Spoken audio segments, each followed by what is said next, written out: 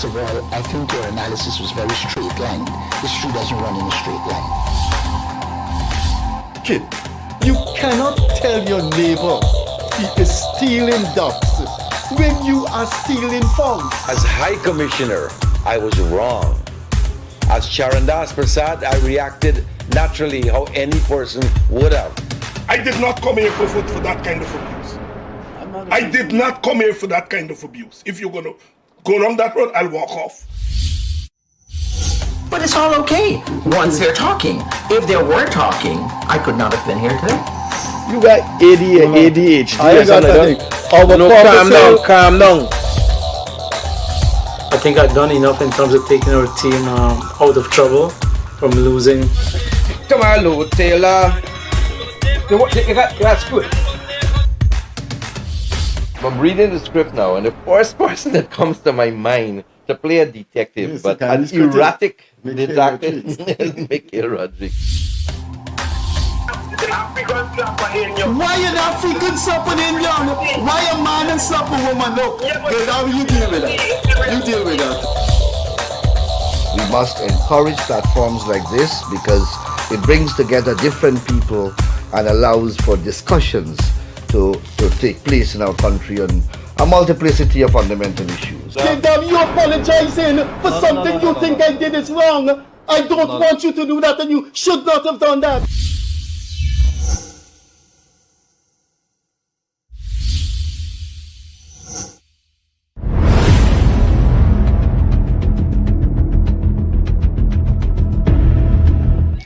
Good evening.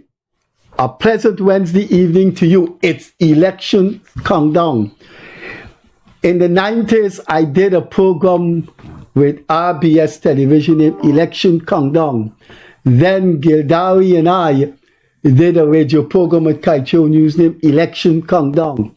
So it's elections countdown. Whenever we get a chance outside of guests, and we will have a guest on Monday, and we will be discussing election. Come on, hey, it's election time. And all conversations in the bedroom, in the living room, downstairs, in the watering hole, in the restaurant, in the workplace will be elections. I think if you've been reading me in the Chronicle and you've been looking at this program the past 3 years, I think you know where I stand. I am a huge fan of a very unique Caribbean man named Irfan Ali. But we'll get to that. This evening we're discussing the candidacy of Azruddin Mohamed. I will give my take, Leonard Craig will give his interpretation, and we will respond to each other. I don't know what Craig has in his head about Azruddin Mohamed. I will tell you now. I think the Azruddin Mohamed candidacy is one of the weirdest thing I have seen in all my years. Look at my gray hair, look at me. I'm no spring chicken. I've been around a long, long time. And his entry into the race is just something weird.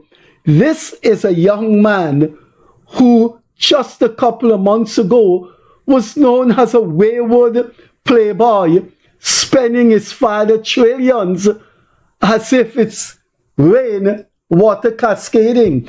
I've known him before he was born. His father and I have been friends for 35 years.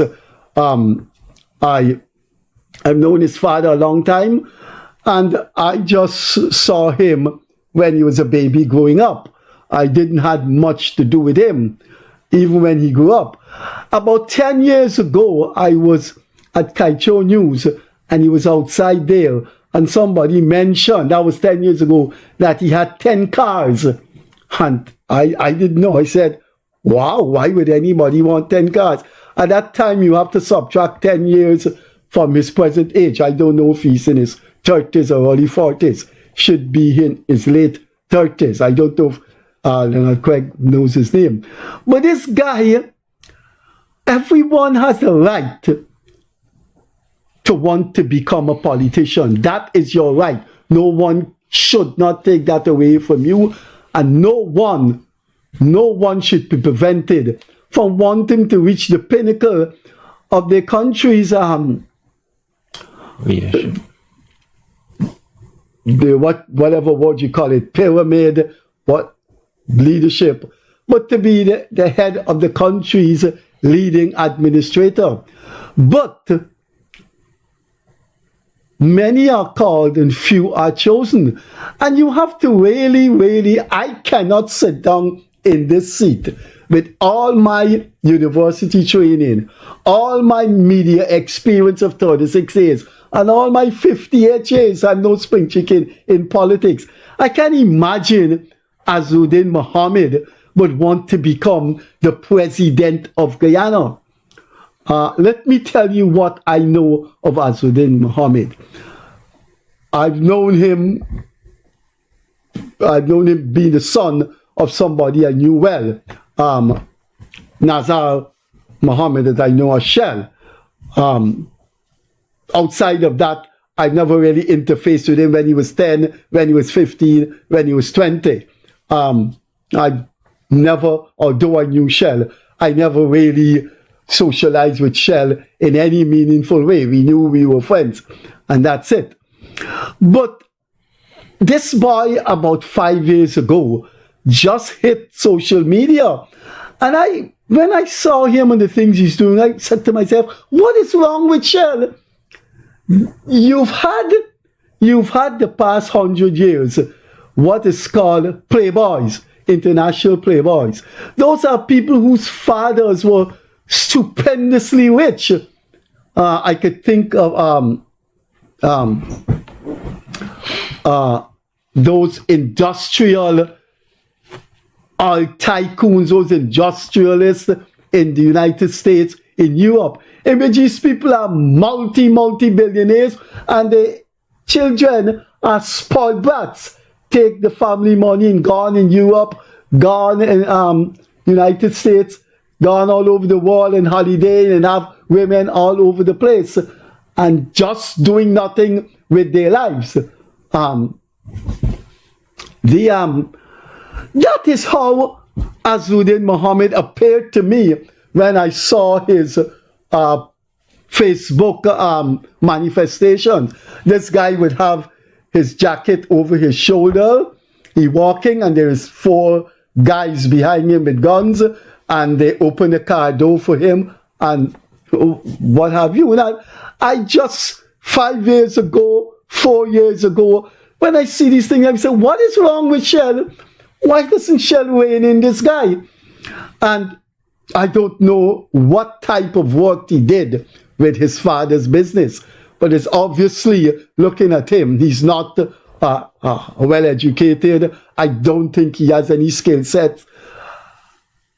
Certainly didn't go to university to study management, business, or what have you. But I saw this guy as a playboy. All I saw from the social media platform, he would be in those jet boats, he would be in the Baltic Regatta, and he struck me as perhaps Guyana's maybe by international standards only playboy, because you did have in the 40s, 50s, and 60s those Portuguese guys. The Portuguese dominated Guyana, so a lot of them were playboys and womanizers because of who they were in those days. But this guy, Azruddin Mohamed, honestly, I thought his father should have reined him in. This guy, you would see him walk in with 2-3 security guards. They open the door to his majestic. Then this guy bought in a Lamborghini. A public servant, a doctor in private practice, after 30 years would not be able to buy that. I would think a Lamborghini in Guyana dollars must be 100 million. I mean, that is by American standard, a car that you buy for 600,000 Americans. That is what those footballers who get paid $10 million a month, and they get sponsorship from those brand names, and they become billionaires. So this guy bought a Lamborghini, then he bought another one and he's posing with it. This is what I've seen the past year. And I don't know, suddenly it hit the airways, it hit the streets, that this guy is going around meeting people and he looks like he wants to throw his lot into politics. Before that, I've never heard this guy, never seen this guy with a letter to the papers, never seen him had a discussion about anything at all about Guyana's infrastructure, Guyana's foreign policy, Guyana's business, nothing at all. And just like that, this guy just decided he wants to be the president of Guyana. There is much more I can say, but, and I will say it as Leonard comes in, but I don't want to besmirch and derogate and scandalize anyone on this program and in my life. I know I have been scandalized the past 30 something years. You see it every day on Facebook. But when you're old as I am and experienced, you just don't worry with it. If you know the amount of threats I got in my life, some people get one threat and you see it in the papers and I just don't worry with those things. But I cannot see seriously that this guy wants to enter politics. Maybe he should take a break, get into politics and try in 2030. Stop all those nonsense he's going on with about 15 cars and just settle down and get into politics. Start to read about politics, start to look at political configurations, political contours, and get into activism for the next 5 years. And then in 2030, you could say, I've studied politics, I've been around, I think I'd like to make this offering to the Guyanese people, but certainly not now, because he simply cuts an absurd figure. I can't think of another adjective, and I don't want to use another a very negative adjective, but just looking at this guy, how he speaks, looking at his life, surely, man, he can't be serious. He just can't be serious. Leonard? Welcome again to our viewers. I don't know why you limiting the discussion to Azruddin or whatever, but I but guess we could go on. Yeah, I guess thing. But I do have an opinion. With Mohammed, I personally, I don't share your sentiments that he should come back in 2030 and whatever. I think politics is of the nature that if the stars are aligned for you, however immature, however inexperienced you may be, you should go for it, and don't let an opportunity pass and say, all right, I'm going to sit down and wait for this time, right? And so I believe that if he is sufficiently motivated, by all means, let him go ahead, let him compete, and let the playing field be fair, and let's slug it out.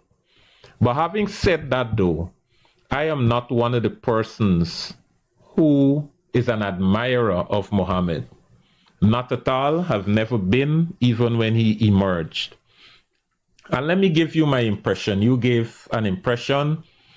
My impression may be similar because his emergence in social media was one of a man of filthy riches, and he is just flaunting it in people's face. And that came over as that. But what is distasteful about the Mohammeds and their business thing? I've never patronized the business. I've never been into that place. They have a cambio and all of that. But just from the outside looking in, you felt as though it's a group of people who are conducting business that comes over to be powerful. And I'm talking about the years as you pass there, 6, 7 men in high-powered rifle just patrolling, literally in the open, patrolling the streets and just walking around. And you wonder, why is that necessary? Further, the whole parapet in front of the Mohammeds, they just colonize it. Just to this day, even when the business is closed and nobody is there in the afternoon, there's a market nearby and other things happening nearby, you still can't park. It is not like you have a driveway and you shouldn't park in front of somebody's driveway. I mean, when business is closed, you got these things on the street. Pull them in further. You already have security with guns lined up there. What can some, you know? And so that to me sends a signal of people who believe that they are better citizens than Guyana, or they have more power than other people, and that they can, you know, just look at a public area and just colonize it because we can. And if anybody attempt to park there, they would be threatened by a man in a big gun. And that is the image I have of the Mohammeds and the family and the business. And I am not yet able to dissuade my mind of that picture. And before Mohammed, the family was sanctioned, Mohammed, you've never heard of the Mohammeds giving out houses and making presentation to people and those kind. You never heard of it. The image I have of Mohammed before that, I remember one day I was driving on the East Bank public road, normally in the on my lane going, and this convoy, a 3-vehicle convoy, just up from behind and literally pushing me off the road because maybe I wasn't driving fast enough. And that is the image I have in my head of people who just believe that they're larger than life. And then suddenly they got sanctioned, and then suddenly they know they are very philanthropic. And I got an issue with that. And it comes over to me as people who just want to clean up their act, just to appear nice and shiny for the public. And I am not sold on that. I'm not taken in by that. But having said that, Freddie, Azruddin has thrown his hat in the race. The effect of that, my own belief is that the party that will more likely lose support or lose votes to Azruddin, more likely than not, would be the PNC. And more than any other party, the PNC should probably be the party that will or that needs to rigorously defend its traditional base against Mohammed. And I believe that is the party that has more to lose. If you look at the support base, I don't think the PPP support base, even if Mohammed feel that, you know, he can make an inroad, I don't think it will be sustainable. When the PPP unleash its campaign and get out there and the formal campaign for the election, Mohammed will be left in the dust. Well, I think there's so much more that an analyst could say about Azruddin Mohamed. I mean, the most the analysts could say is what nonsense is this? I mean, running for president. I agree with you philosophically. If somebody feels that they can run as president, well, let them. At the end of the day, a rude awakening comes. When it comes to him, I would like to see who will be in his team. I mean, who are these faces he will present? And this gentleman, whoever is advising him, has to understand that this is a country with a long tradition of politics, and its people are very knowledgeable politically.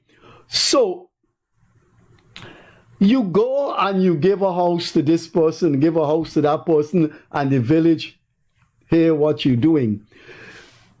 That, to my mind, just drove him in the direction of, hey, you know what? I'm popular. Hey, you know what? I should try my hand at this thing. I remember this happened. Hermann Göring, deputy, one of Hitler's inner, belonged to the inner circle of Hitler, very close to Hitler. Göring said Hitler and him were rowing on the Rhine River. And when it's time to turn back, I think Hitler said, no, wait. I want to test this thing. I want to test something. I want to test walking on water. Yeah, I mean, Hitler becomes so enthralled with himself. And I think we have that with C.N. Sharma. C.N. Sharma for 4 or 5 years go about rapping with the public, sharing sugar. But you have to understand, people saw him in that frame. People saw him as belonging in that area. When he stepped out in that area and going to another area, people said, he belonged there? No. And I think that is what is going to happen to Azruddin. He gave a house lot, give people 100,000 to go to the hospital, and it just suddenly flew into his head that, hey, I am very popular. But there are very, very popular people in this country that people like and respect, but they want them to remain there. Right. They want them to remain as that famous footballer, that famous journalist, that is how they see them. Right. Good. Now, that is where I think Azruddin went off the deep end, that he just feel that he could make it big in politics. But Leonard Craig, with your experience, your education and your travels, you must know a man has got to know his limitations. You've got to know your limitations. Well, that's the thing. I think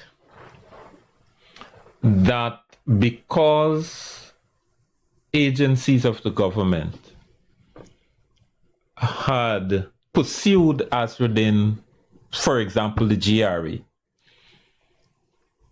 that was denominated to mean, coupled with the fact that he was mentioned, let's say, a few weeks in a row at the vice president's media briefing.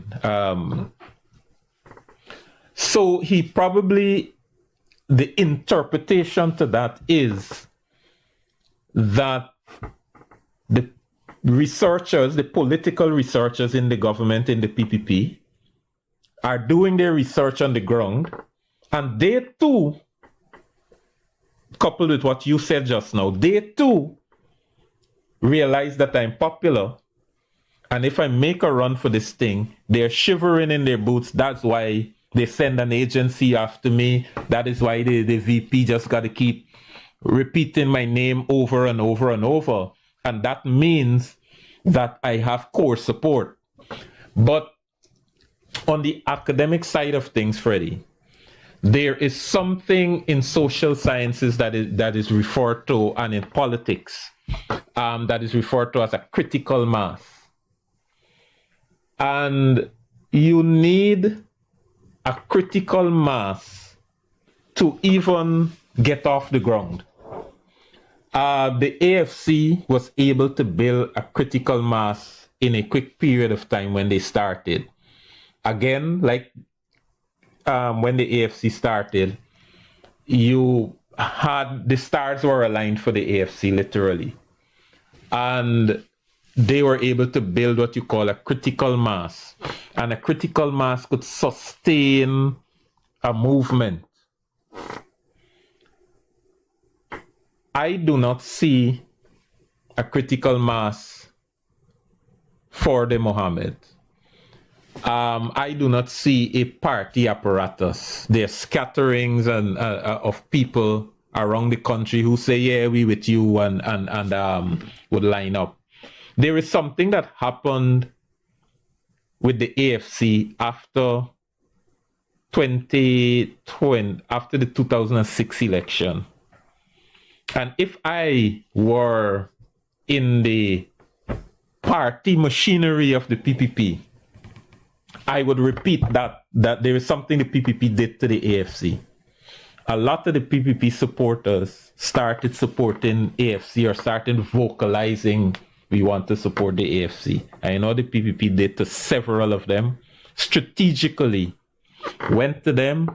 I don't know if they made personal promises or if they, entreat them, man. What you doing, man? We could still exist together.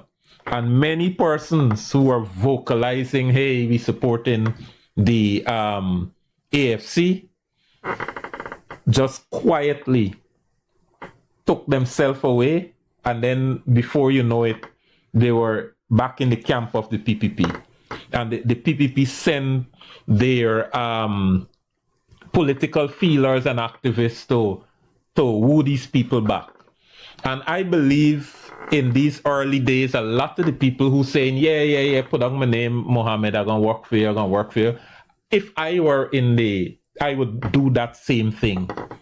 And Mohammed's political machinery is not that strong to withstand something like that. I don't know if he has a political machinery. No, well, he got a couple of people. I heard people like Ramaya and some others in quarantine have thing. I think I heard Charandas said sometime he's going to link up. So I gotta talk to Charandas. I gotta seriously talk to Charandas. Those scatterings of people. I hope you're listening.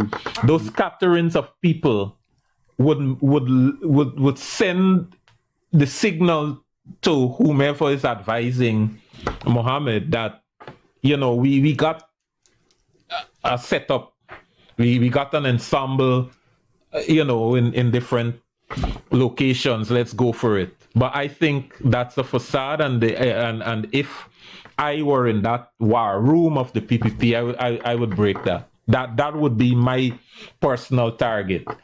The other thing to look at is that Mohammed have to spend his own money.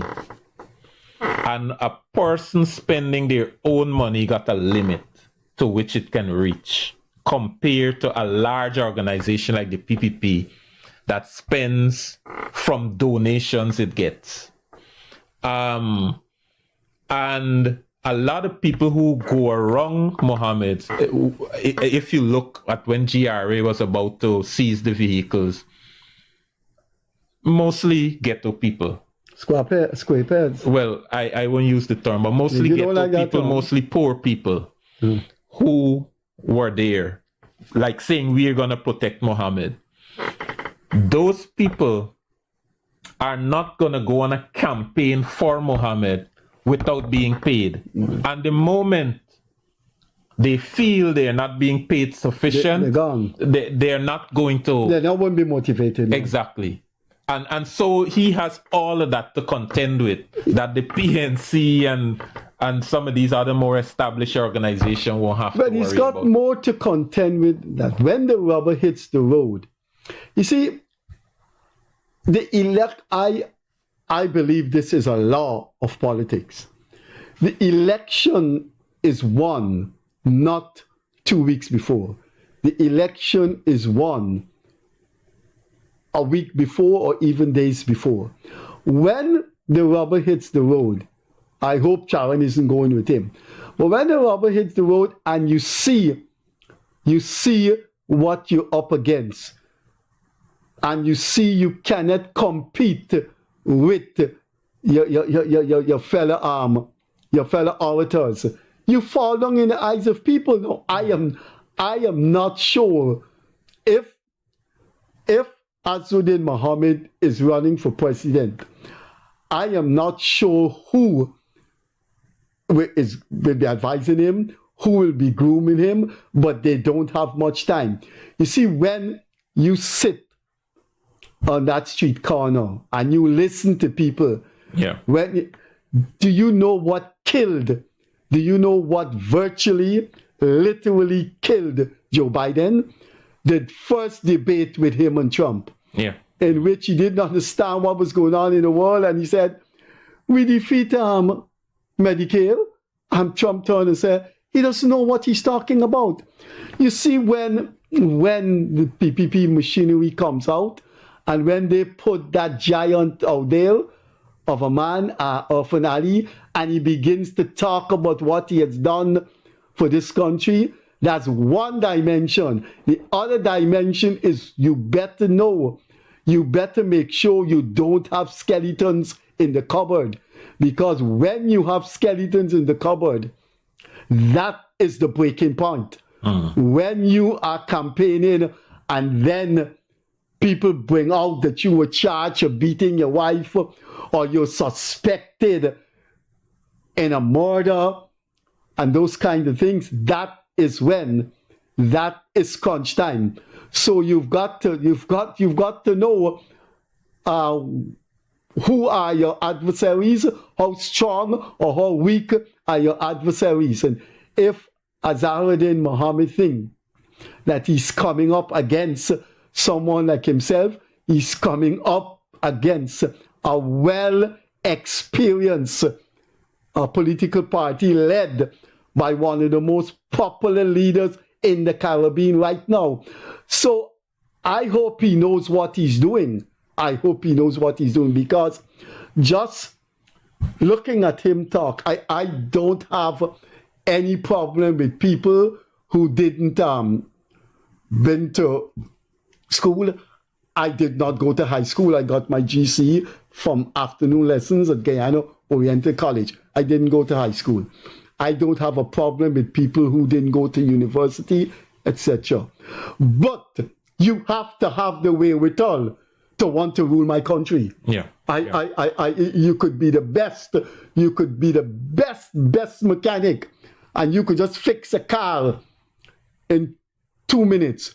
That doesn't give you the capacity or invest you with it to run my country. Right. So whatever philanthropy he has done, whatever he feels inside his head, speaking as an experienced person in Guyana, Azruddin Mohamed doesn't have the wherewithal, doesn't have the experience, doesn't have the capacity to be any serious contender for high political office, much less to run for the presidency. Right. I think he may have done well if he would have been part of one of the established parties, and then, from that. But grant it as it may. However, if you remember on this same program, though, the chairman of ANUG, Dr. France, had said that they have no problem teaming up with the Mohammeds. And I would like to see what that configuration would look like if Mohamed would be the presidential candidate of that team, if Mohamed is interested. You see, the things I heard coming from the Mohammeds so far, are so shallow that there is nothing to make of it. Nothing in policy, it's so shallow.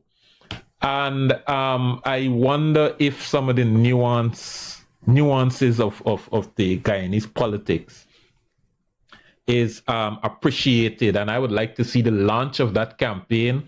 I would like to see the first public meeting. I'd like to hear Azruddin speak unscripted, because all we have heard from him so far is when he is out giving out something, he can say, I come here, but them buys not like the, and that is about it. And any other thing we see is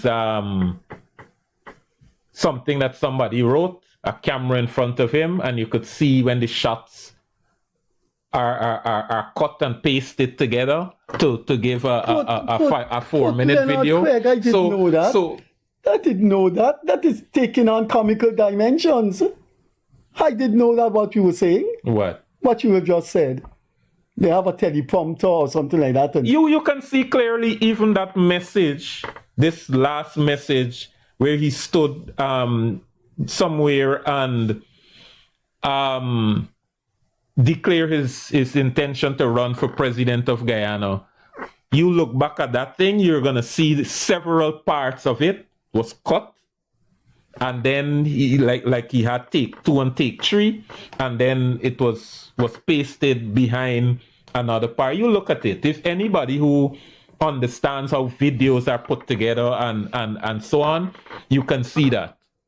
And look at his focus and all of that. You know that he is reading from it's a scripted thing. That is clear. Anybody who got a passing appreciation for how videos are put together would see that. But I do not think the life that this man has lived. All I know about this man, I said that in my opening remarks, Leonard Craig.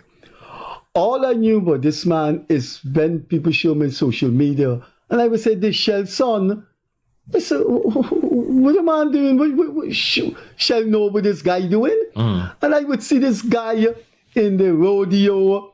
I would see this guy on the particular regatta, and it's just showmanship. Yeah, it's just playboy thing. I was on the seawall, I think 2 years ago, but I'm always on the seawall, and he came in with what you call that thing that you ride on water, right? Jet ski. Yeah. Jet ski. And he came with a couple of those, and I looked at him when he just meets people, shake their hand, and he doesn't say anything because right.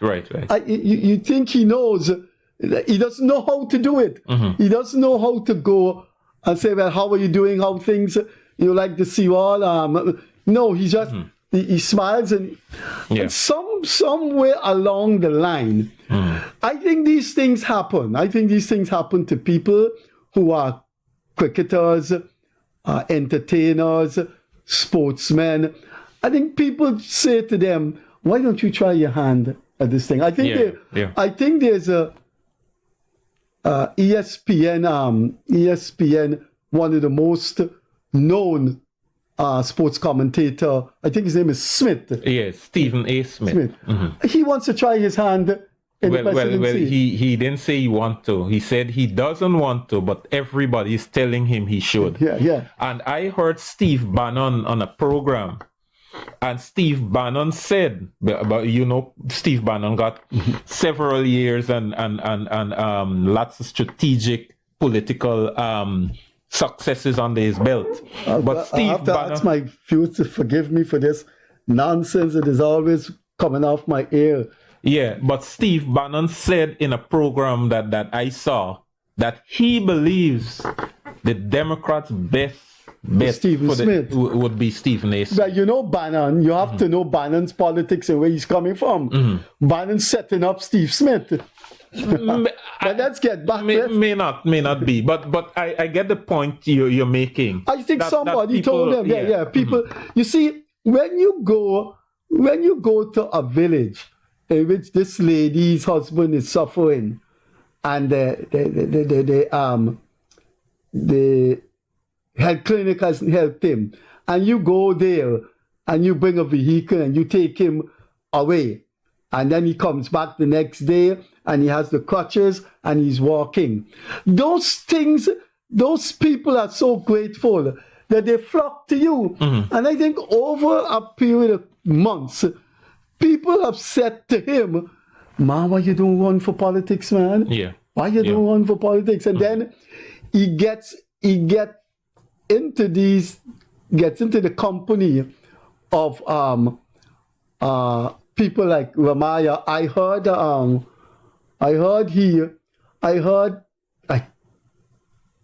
this from very, very, and I use the word very 3 times. I heard this from very, very, very good source. That one of his advisors is a real shambolic man from that was on the periphery of politics and was a partner of Sien Sharma. They used to do a program together. So when these people get into your head, what has happened to Azruddin is people got into his head. People got into his head. Right, and he believes that the PPP is afraid of him. So they send GRA after him. PPP is afraid of him, so the vice president can't stop calling his name. And that, I think he is seriously misled. However, though, some of the small parties, as I mentioned, ANOG just now, and AFC met with Azruddin, and I wrote, I wrote a column analyzing that. And I think these parties are really, really misguided, because if Azruddin now declares his presidency, his presidential ambition, where does that leave the AFC's presidential candidate if they're having talks? Are they pursuing a joinder? So Azruddin do his own thing, AFC do their own thing, and then they join whatever votes they get. What is ANOG? ANOG was just bitten by a joinder agreement. Or if Azruddin is up to it, or what they're gonna pursue a coalition, do we have time? But this election is gonna be a spectator sport. It's gonna be a theater, and I am ready to view, and there might be a lot of laughs in it, and they are going to be on the other end after September the 1st. There are going to be lots of disappointments, and I think Azruddin gonna come down to low gravy. Now, so that is something you're still saying gravy, low gravy. I think Azruddin will come down to 0. I think he will get votes, because you see what's happening. Yeah, from here, those from here what's happening. Here. But they don't register to vote, and that's something Terence Campbell don't understand. They do. A lot of them do, and as you say, a lot of them don't. But this is it. The PPP's support base is more or less consolidated and growing from other non-traditional voters. Up to yesterday, you see one senior PNC man, Region 4 chairman has endorsed the PPP, and you have a lot more of that to come. Some of them I myself may even know of. And so the opposition is hemorrhaging to the PPP. And in that ambiance, you have to situate both the opposition and Mohammed's.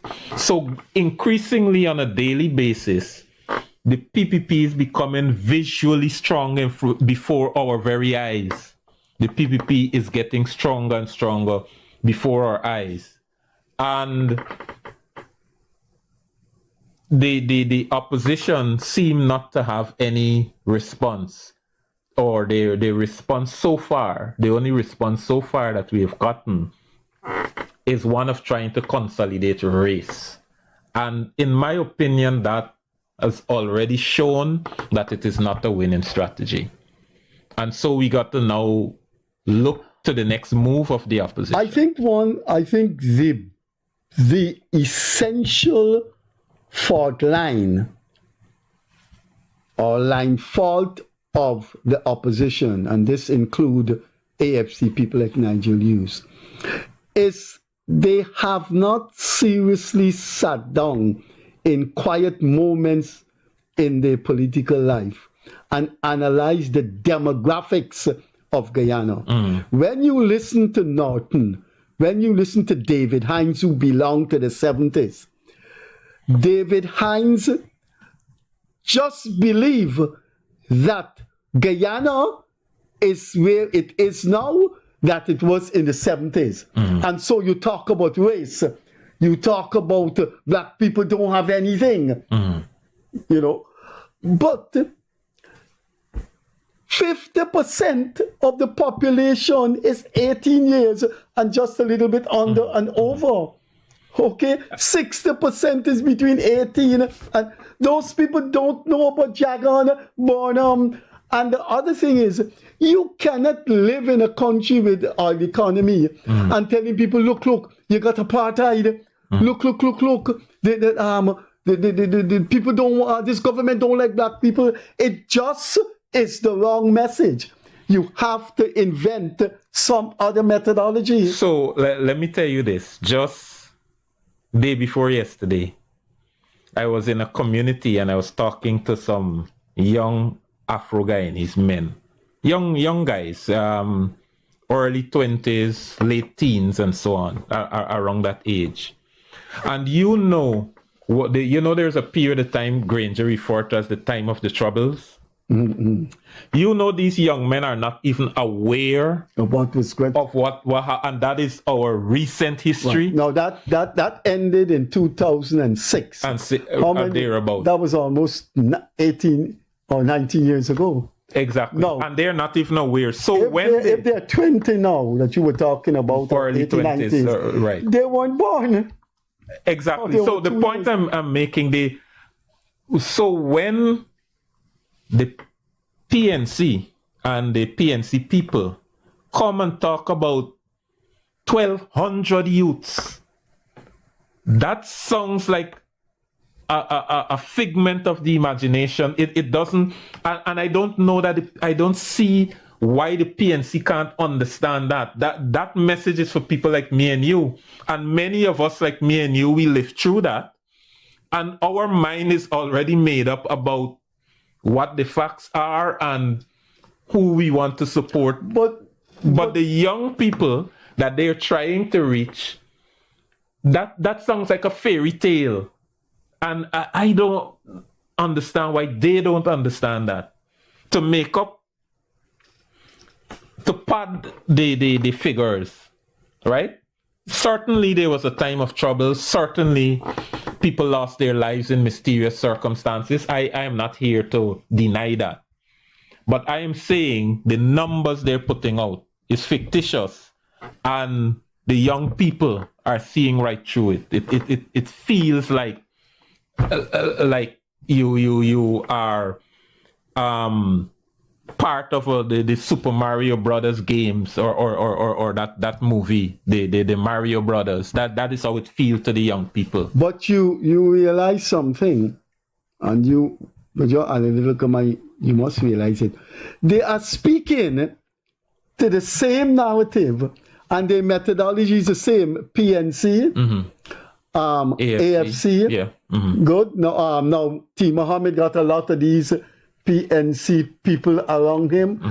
So Aboy Norton says, and Amanza Walton the same thing.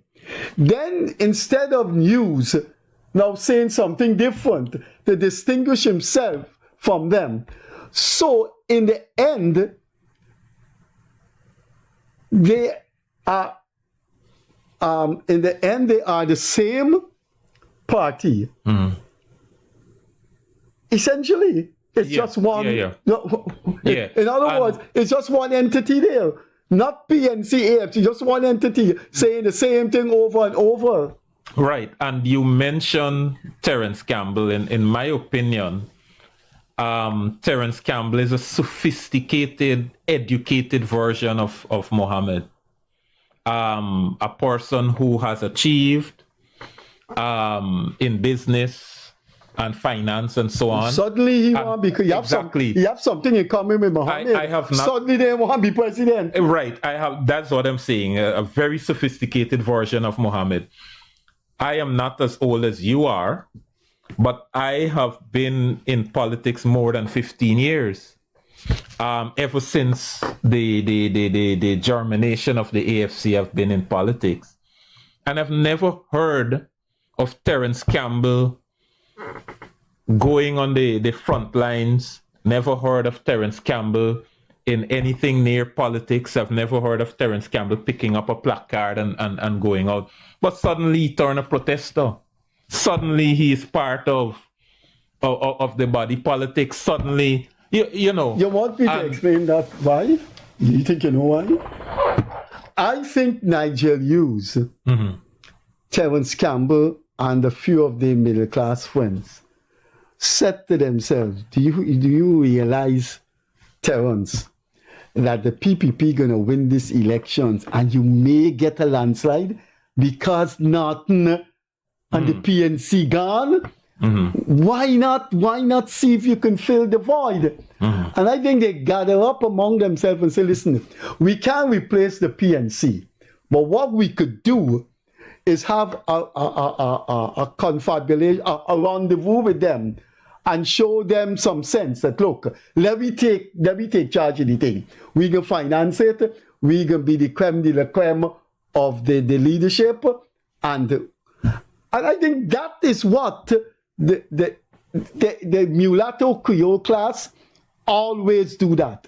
They did it when Bono was faltering and they felt this Indian party, this to use the C word, then get in. And they went to the WPA. They did it with the AFC. And now they're saying this is it. Who gonna vote for nothing? Man, who gonna vote for nothing? And I think that is their message to the PNC. You are going to be devastated. So, in a sense, you have a little resemblance to what Azruddin Mohamed is doing. People telling him, man, right. There's some resemblance there. Man, you could. And this middle class are the people who coined the term singing for your supper. So people like you and I, they would refer to us as singing for your supper because what they're saying, we are rich and nobody can control our narrative. And other people or poorer people work for us. And these guys have to take messages from their master, so to speak, or their paymaster. So these guys singing for their supper. So they are the people with conviction. And conviction comes with money. So you got money, you got conviction, you got sing for no supper. So people who are not awash with money and middle class legacy are not people who has conviction, right? And I have a problem with that message that is coming from the middle class. And Terence Campbell is a main purveyor of that message. And I heard it also from... Nigel is very middle class elitist too. Yeah, but he does He's more not... sensible politically than right. Terence He's Campbell. more refined. I think Terence Campbell comes on the scene, again, I'm going to repeat it, as a sophisticated version of Mohammed. Azruddin Mohamed. Of Azruddin Mohamed. That is how I see him. Which means, and he comes out, no, they're the same. He comes out as being pompous. And, you know, he thinks he could talk down to people who are not seen as having money. And so Craig got to sing for his supper, but the middle class don't have to. So Craig can't have a conviction, right? Because he ain't got money, he can't have a conviction. And that is how they look at poor people, at people who without financial opulence. That's how they look at people. Well, we have about 3 minutes more, 2.5 minutes more. We started with T. Mohammed, the hour flew away. We didn't get to discuss other configurations, but we will do that outside of our guests.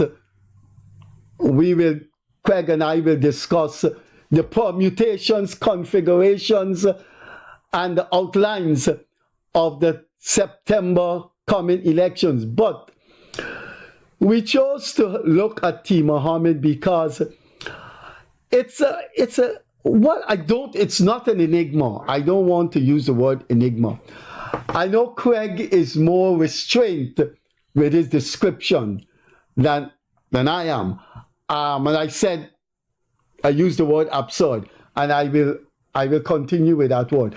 I could not believe over the months, I think it was early this year, either late last year, early this year, this thing was circulating that, hey, the boy Azruddin Mohamed, the boy going around the place, the boy made show his hand in the ring. And I was telling people, well, if you want to do philanthropy, do it. And I think people will appreciate that. But I never believed the guy at his age and his lack of experience in anything. You know, all that guy has done is spent his father billions. That is, I've been told 10 years ago, I was told, this is 10 years ago, I repeat it. At Kaiju, I was told that Azruddin got 10 cars. That was 10 years ago. And I know that by now, that is probably true. But all this guy has done is flatter himself by becoming factually Guyana's leading playboy. And I don't understand why he didn't stick with that. He would have still been famous. Yeah. He would have been famous. People would, just because you know Shivnavan Chandrapal, just because you know this famous university professor, just because you know this famous cricketer, he would have been a famous playboy. Yeah, well, that is the thing. When people have financial resources and popularity, they believe they must lead people. They believe that they must buy people. And that is why, from a young age, I've always admired the PPP. And I wrote in one of my columns, probably since last year, that the first person I admire is a guy from Quarantine, 2 villages away from me, number 49 village, that I used to call Jagan. I know him to be Mr. Singh. I think Singh was his last name, and he was once regional chairman. And that guy exuded a kind of personality that says, you know, I'm humble, and I was impressed by that. And on the other hand, the people who were running that PNC office in my village came over as rude and crude and unwelcoming, and I formed that opinion that early. And I started to admire a lot of things about the PPP. But you mentioned in one of our programs, the last program we had, that UG wasn't doing so well when you were there. And I started UG around 94. And UG wasn't doing well. And that was my decision not to vote for the PPP at that time. That was my decision. We've got a minute more to go. We got a minute more to go. So I would say that this thing with T. Mohamed, it's easy before the election campaign heats up. It's easy to talk about T. Mohamed, Azruddin. Yeah, I think he would be annihilated. Yeah. When the weeks go on and you see your friend Ali and Barajak Dio and Gail Teixeira and Frank Anthony and those people take to the platform and they give their history and they give their contribution and they talk about what Guyana was facing. I think one of the things that Azruddin Mohamed hasn't got going for him is the more he associates himself with a certain sector of people, given what happened on April the 28th, he's going to get devastated. Look, let me conclude by saying I don't think Azruddin Mohamed is going to be a factor in these elections. I don't think so. Your closing remarks, and that's it. Yeah, I differ slightly. I think he would be a factor in the opposition stronghold. Well, I'm glad for that. That is what I believe. And unless the opposition comes out and defend their turf, vehemently defend their turf, they are going to lose support to him. I believe the PPP got their thing covered. The PPP is growing on a daily basis. And that is how the election pie would be delivered. Okay, President Ali, people have criticized me for the past 58 years I've been in politics, and I guess they're going to criticize me for how I'm going to end this program. I don't think you should worry at all about Azruddin Mohamed. You will win the election. Thanks for being with us. We'll see you on our call-in program on Friday. We have a guest on Monday. On behalf of Leonard Craig, the reliable Leonard Craig, but sometimes he's always late. Catch you later. Bye-bye.